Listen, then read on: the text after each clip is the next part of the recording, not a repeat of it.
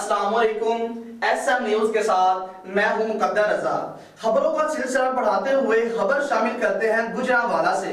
Gujranwala एहसासे कफालत programme के तहत 3 लाख खानदानों में 3.5 अरब से जायद नगद अमदाद तकसीम की जा चुकी है। इसी हवाले से बात करते हैं न्यूज एडिटर अब्दुल लतीफ शेख से। जी अब्दुल लतीफ, क्या अपडेट है आपके पास?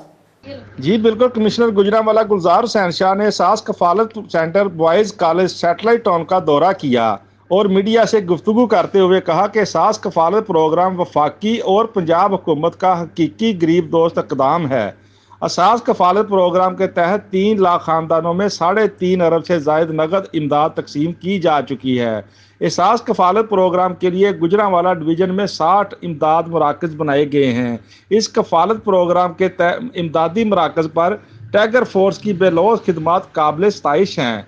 कमिश्नर गुलजार हुसैन शाह ने मजीद कहा कि इमदाद हासिल करने के लिए आने वाले हिफाजती तदाबीर और SOPs पर अमल दरामद यकीनी बनाएं। जी बहुत शुक्रिया अब्दुल लतीफ हमें अपडेट करने के लिए।